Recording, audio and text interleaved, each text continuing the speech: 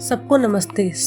वो समय आ गया है, महीने का आखिरी दिन, जब हम रिफ्लेक्ट करेंगे कि हमारे पास्ट मंथ में हमने क्या चीज़ें हमें जो अचीव की थी हमने की है कि नहीं है, और अपने नेक्स्ट मंथ के लिए जो है हम प्लान करेंगे।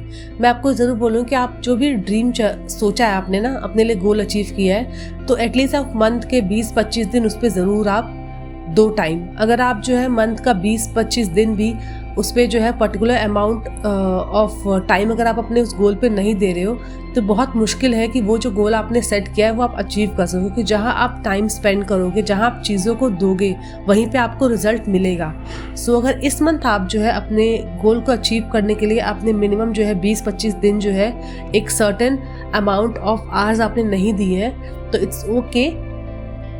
पास्ट इज पास्ट, वो ओवर हो चुका है। तो हम जो है नेक्स्ट मंथ में पक्का ट्राई करेंगे कि उस चीज़ को हम फोकस कर सके।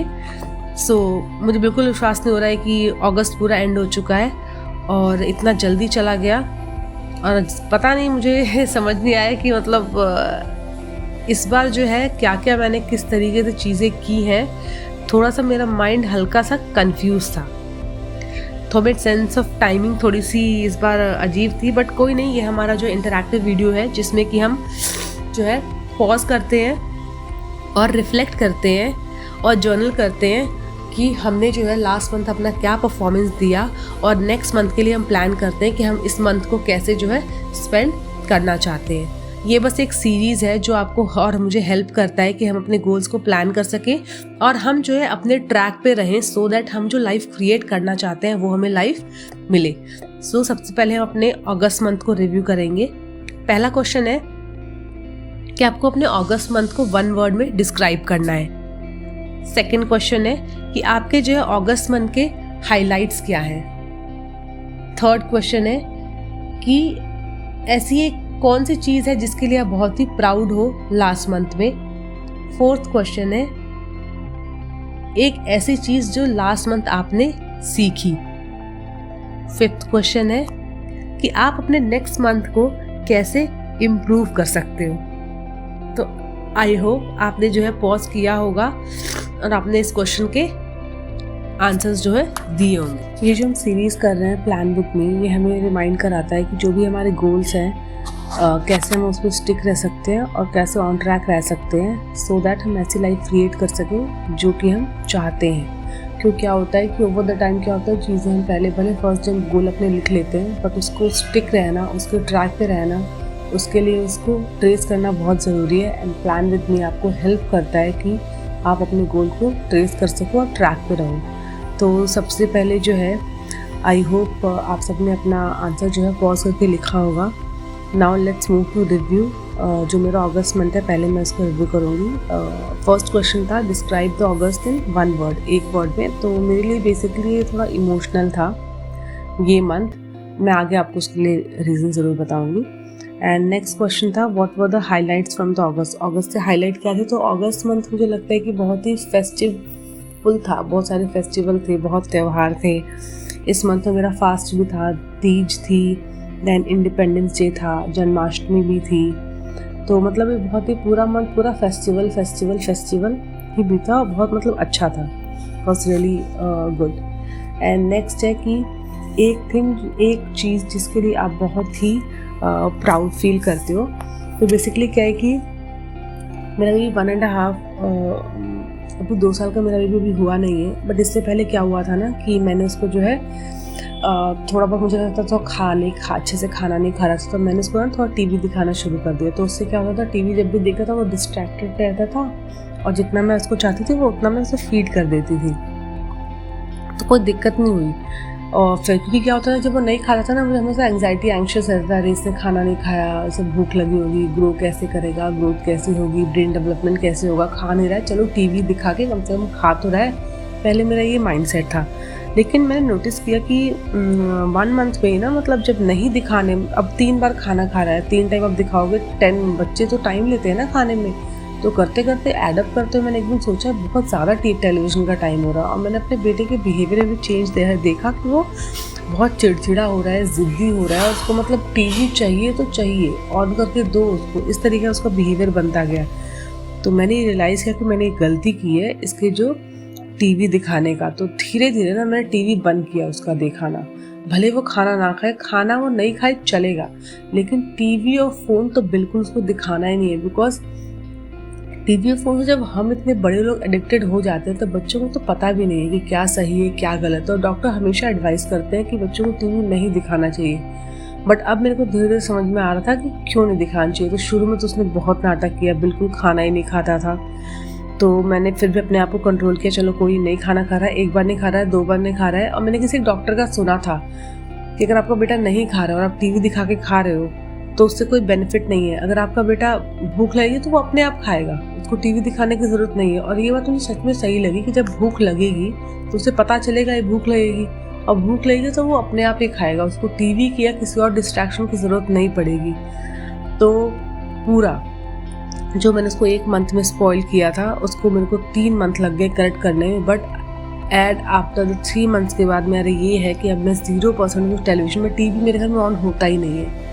उसके सामने मैं ना फ़ोन यूज़ करती हूँ ना टीवी देखती हूँ मैं उसके सामने। और पहले मेरा ये भी नहीं जो था। और 3 मंथ बाद मैं ये कह सकती हूँ कि अब वो अपने कंट्रोल हो गया, अब खाना भी खा लेता है। थोड़ा बहुत बच्चे टैंट्रम्स करते ही हैं, वो तो वो करता ही है, ज़िद भी करता है। कभी कभी किसी के हाथ में फ़ोन देख ले, अगर फैमिली मेम्बर है तो ज़िद भी करता है कि मेरे को भी फ़ोन चाहिए। लेकिन मैंने स्ट्रिक्टली नो कर रखा है, नो मीन्स नो।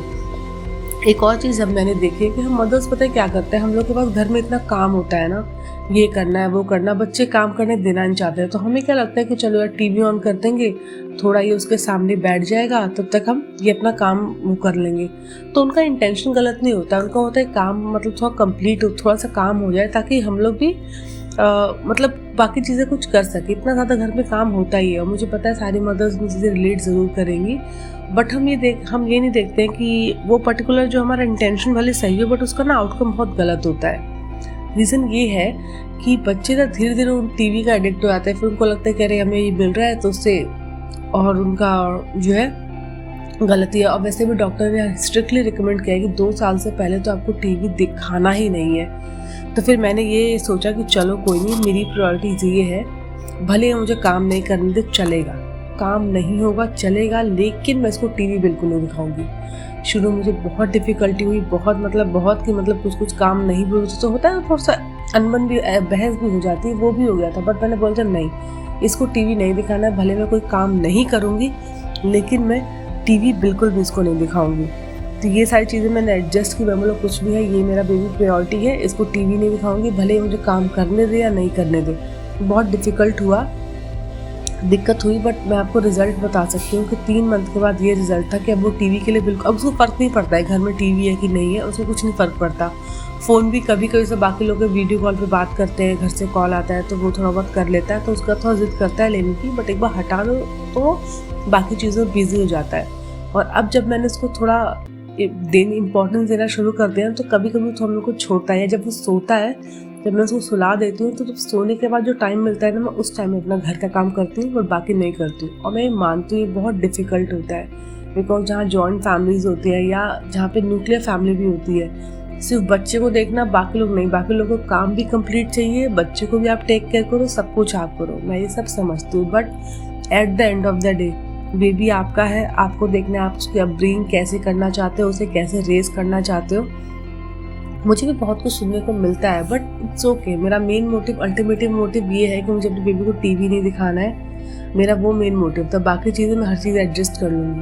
तो ये आप पे डिपेंड करता है कि आप क्या एडजस्ट करना चाहते हो, क्या नहीं करना चाहते हो। और एक चीज़ और हम कुछ टाइम से कर रहे थे, एक्चुअली क्या है कि हम 2-3 यहाँ फ्रेंड्स बन गए हैं। हम सबके बच्चे 2 साल से छोटे हैं, कोई 2 साल है, कोई 2 साल छोटा है, कोई 3 साल का, इस तरीके से है। और सब क्या अपने घर में अकेले हैं। आपको भी पता है आजकल शहरों में न्यूक्लियर फैमिली होती है, तो हम क्या करते हैं, ट्राई करते हैं कि वीक में एक बार एटलीस्ट 1 घंटे के लिए या 2 घंटे के लिए मिले, सो दैट बच्चे भी आपस में मिल के खेले और हम लोग भी थोड़ा एक दूसरे से बात कर पाए। तो बहुत ट्राई करते हैं कि हम वीक में एक बार ज़रूर मिले। तो कभी कभी मिल लेते हैं, कभी कभी ऐसा होता है कि 2-2, 3-3 हफ्ते भी नहीं मिल पाते हैं, बिकॉज बच्चों के भाई मूड पे डिपेंड करता है कि वो हमें कैसे टाइम देते हैं। तो ये 2 चीज़ें ना मैंने जो है, मुझे बहुत ही प्राउड है कि मैंने ये 2 चीज़ें की। 4th क्वेश्चन था कि एक चीज़ जो मैंने सीखी है इस बार जो इंडिपेंडेंस डे पे ना, मुझे ऐसा लगा कि मतलब 79 ईयर्स हो गए हमारे इंडिपेंडेंस को, बट मुझे ये लगा कि यार ये जो इंडिपेंडेंस डे है ना, सिर्फ मिठाई स्वीट्स का और सिर्फ हॉलीडे का ना बन जाए, क्योंकि आप भी जानते हो कितना ज़्यादा हमारे फ्रीडम फाइटर्स और पूर्वजों ने इतना ज़्यादा सेक्रीफाइस किया तब जाके हमें फ्रीडम मिली है। ऐसी बहुत सारी कंट्रीज हैं जिनको भी उतना उनका फ्रीडम उतना नहीं है उस कंट्री को, उसके लिए कितना लोग स्ट्रगल करते हैं। तो मुझे ऐसा लग रहा है कि धीरे धीरे ना हम उनके स्ट्रगल को अप्रिशिएट करना और उस चीज़ को अपने जो हमारे बच्चे हैं उनको बताना हमने थोड़ा थोड़ा छोड़ दिया है। ये मैंने ऑब्जर्व किया है। और हमने सिर्फ इंडिपेंडेंस डे को ऐसा छुट्टी समझ के, उसको हॉलीडे समझ के वो करने लगे। कि मुझे ऐसा लगता है ना कि अगर आप किसी चीज़ की इम्पोर्टेंस अपने बच्चों को हम नहीं बताएंगे, वो उसकी इम्पोर्टेंस नहीं समझ पाएंगे। आज उनको इसकी इम्पोर्टेंस नहीं पता है कि आज इतने फ्रीडम से वो जो चाहे वो खा सकते हैं, जो चाहे वो कर सकते हैं, जैसा चाहे वैसे रह सकते हैं, किसी के दबाव में नहीं है, अपने फ्रीडम के साथ करते हैं, अपने पेरेंट्स के साथ करते हैं, जो चाहे वो हर चीज़ की उनको फ्रीडम है। आई नो हर देश में डिफ़िकल्टीज़ होती हैं, प्रॉब्लम्स होती हैं, यहाँ भी हैं, उसमें कोई दिक्कत नहीं है। बट क्या हम अपने बच्चों को बता रहे हैं कि वो जो उनको फ्रीडम ही मिली है, ये मिली है, कितनी ज़्यादा इम्पॉर्टेंट है? शायद आज ना धीरे धीरे हम ही भूलते जा रहे हैं। बाकी अपने बच्चों को हम क्या ही बताएंगे, और बाद में फिर हम ब्लेम करते हैं कि जो आज की जनरेशन है वो किस चीज़ को इम्पोर्टेंस नहीं देती है या किसी चीज़ को वैल्यू नहीं करती है। क्योंकि हम वो चीज़ को वैल्यू जो है, हमने उनको वैल्यू करना सिखाया है कि नहीं, बहुत डिपेंड करता है कि हम उनको वो चीज़ सिखा रहे हैं कि नहीं सिखा रहे हैं। और ये मंथ मेरे लिए इमोशनल ये भी है ना कि मेरा खुद वो बैकग्राउंड है, मेरे पापा खुद आर्म्ड फोर्स में थे, मैंने वो देखा है वो चीज़ कि आज पता है हम सब लोग जो रहते हैं आराम से ना, ये सिर्फ आर्म्ड फोर्सेस और जो भी हमारे बॉर्डर पे रहते हैं उन्हीं की वजह से है। आप चाहे कुछ भी बोल लो, लेकिन ये आसान नहीं होता है कि अपने देश के लिए आप अपनी जान दे दो। It's not easy and it's not at all easy. जितने भी फैमिलीज होती हैं वो अपने पेरेंट्स अकेले रहती हैं, बच्चे अकेले ग्रो करते हैं, अपने पेरेंट्स को, अपने पापा को बहुत टाइम तक नहीं देख पाते हैं। वो फीलिंग बस वही लोग ज़्यादा समझ पाते हैं जिनके पेरेंट्स उसमें है या जो उनकी फैमिली में अगर उन लोगों ने उस चीज़ को डील किया है। तो मैं मानती हूँ कुछ लोग हम थोड़ा बहुत समझ सकते हैं, बट आप उसके डेप्थ को नहीं समझ सकते। तो रिसेंटली क्या हुआ ना, ये चीज़ मुझे खुद पता है, मैंने एक खुद चीज़ बच्चों ने भी थोड़ा बहुत देखा है, ऐसा नहीं देखा है हर चीज़ मैंने। बट एक्चुअली क्या था कि इस बार कोई एक BSF का जवान था, वो शहीद हो गया, तो उसका 2 मंथ्स का बेबी था। अभी सोच के ना मुझे वो लग रहा है कि जो 2 मंथ्स का बेबी है उसको तो कुछ पता भी नहीं है, मतलब उसको तो क्लियरली दिख भी नहीं रहा होगा अच्छे से क्या है क्या नहीं है। और उसके हाथ से उसको उसके पापा को तिरंगा जो था फोल्ड करके उसके हाथ में दिया था, उसको तो मतलब भी नहीं पता है। और अब बाकी लोग, हम लोग जो है थोड़ा सैड फील कर सकते हैं, थोड़ा टाइम तक फील करेंगे सैड, उसके बाद हम अपनी लाइफ में बिजी हो जाएंगे। बट उस फैमिली के लिए, उस बेबी के लिए, उस मदर के लिए अपने बेटे को, बच्चे को अकेले अब बड़ा करना है, और सिर्फ उसके पेरेंट्स की सिर्फ कहानियाँ ही, उसके पापा की सिर्फ कहानियाँ ही उसके पास रह गई हैं। वो फिजिकली तो कभी मिला ही नहीं, उसको तो वो चीज़ पता ही नहीं है। तो आप खुद कभी थोड़ा सोच के देखो, it's not a easy task to do that.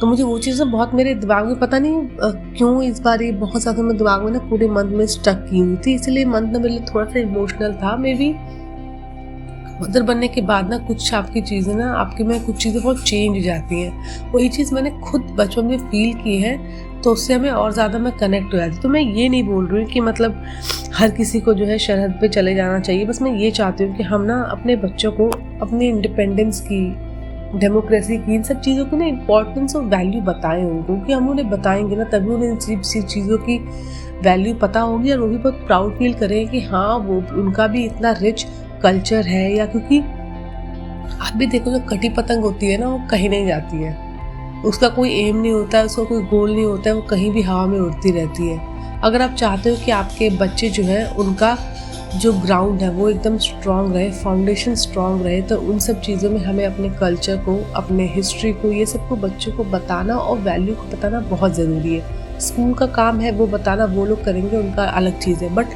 हम अपनी तरफ से एज ए पेरेंट क्या कर सकते हैं ना, वो बहुत मैटर करता है। और जो है सिर्फ झंडा लेके जोर जोर से चिल्लाने से जो है हम देशभक्ति नहीं साबित, हम अपना साइलेंट देशभक्ति भी दिखा सकते हैं। हम रास्ते में चल रहे हैं, हम कोई कूड़ा नहीं फैलाएंगे। जो टूरिस्ट होते हैं वो हमारे देश को जो है अपनी नज़रों से देखते हैं, तो उनके हाथ हम कैसे बिहेव करते हैं हम वो चीज़ देख सकते हैं। पब्लिक प्लेस को कैसे साफ रख कर सकते हैं हम वो चीज़ देख सकते हैं। अपने हम नेचुरल रिसोर्सेज को किस तरीके से यूज़ करना है हम जो है उस चीज़ में अपनी देशभक्ति को शो कर सकते हैं। तो बहुत सारी चीज़ें हैं जिससे हम कर सकते हैं और अपने बच्चों को भी हम सिखा सकते हैं। और एक और चीज़ मैं जनरली चाहती हूँ कि हम ये भी कर सकते हैं कि देखिए जो भी हमारे वेटरन होते हैं, आर्म फोर्स फैमिली जो फैमिली होती है इनकी, कोई पब्लिक प्लेस है, बैंक है या कोई पब्लिक प्लेस है, आप उनको फर्स्ट प्रायोरिटी दे दो। अगर आपको लगता है कि आर्म फोर्स की फैमिली से है, उनका बेटा है या फादर है या वाइफ है या सिस्टर है, कोई भी है, तो हम उनको एज अ फर्स्ट प्रेफरेंस दे दें। चाहे वो कहीं बैंक में जा रहे हैं, कहीं रेलवे में या किसी भी चीज़ में जा रहे हैं, तो हम अपनी तरफ से फर्स्ट प्रेफरेंस दे दें। इससे कुछ ज़्यादा कुछ तो हो नहीं सकता, बट हम थोड़ा सा एज अ ग्रेटिट्यूड तो हम लोग जेस्चर तो टूवर्ड्स उनके ये चीज़ कर ही सकते हैं ना। तो मुझे लगता है हमें ये चीज़ ज़रूर करनी चाहिए। और एक चीज़ फिर से मैं आपसे बोलना चाहूँगी कि हमारी जो भी कल्चर है ना, जो भी हमारा हिस्ट्री है, अपने बच्चों को बताना बहुत ज़रूरी है, सो दैट वो अपने जितना उनका फाउंडेशन स्ट्रॉन्ग होगा ना, वो लाइफ में बहुत ही आगे ग्रो करेंगे और कभी भी भटकेंगे नहीं। क्योंकि जब फाउंडेशन स्ट्रॉन्ग होता है ना, तो आप जो है लाइफ में हर चीज़ वो चीज़ अचीव कर सकते हो जो आप करना चाहते हो, और साथ ही साथ आप कहीं जो है इधर उधर भटकते भी नहीं है। तो ये चीज़ जो है मैंने थोड़ी सी इस मंथ ऑब्जर्व किया। मैं ये चीज़ें खुद भी इम्प्लीमेंट करने की कोशिश करती हूँ और मेरा फोकस रहता है कि मैं ये चीज़ें भी अपने बेटे को सिखा सकूँ। नेक्स्ट 5th क्वेश्चन था कि मैं अपने नेक्स्ट मंथ को कैसे इम्प्रूव कर सकती हूँ। एक्चुअली मेरी ना स्लीप साइकिल बहुत ही मेस्ड अप हो गई है। मेरा उठने का टाइम, सोने का टाइम बहुत मेस्ड अप हो रखा है। मुझे इस चीज़ को चेंज करना बहुत ज़रूरी है और मैं कोशिश कर रही हूँ कि मैं जो है जल्दी रात में सोऊं। 10 बजे तक मैं ट्राई कर सकती हूँ सोने का और सुबह में जल्दी उठूँ। तो मेरा मेन फोकस है कि मुझे अपनी स्लीप साइकिल को फिक्स करना है। अब चलते हैं हम अपना नेक्स्ट मंथ जो है सितंबर मंथ है, हम वो प्लान करते हैं। सबसे पहले हम अपना इंटेंशन सेट करेंगे कि सितंबर मंथ में हम क्या चाहते हैं। तो मैं एक वर्ड में अपनी चाहती हूँ कि मेरा सितंबर मंथ एकदम सिस्टमैटिक हो, बिकॉज आने वाले कुछ मंथ में मेरा एक एग्ज़ाम आने वाला है, मुझे उसके लिए पढ़ना है। तो मैं चाहती हूँ कि अपना मैक्सिमम टाइम मैं उसमें दूँ। और दूसरा ये कि जो चीज़ें मैं अपनी लाइफ में इंक्लूड कर रही हूँ, अपनी हैबिट को चेंज करने के लिए, अपने पर्सनालिटी को इम्प्रूव करने के लिए, मैं उसको सिस्टमैटिक वे से स्मूथली इन लाइफ में करना चाहती हूँ। तो एक वर्ड मैं सितंबर को देना चाहती हूँ, वो है सिस्टमैटिक।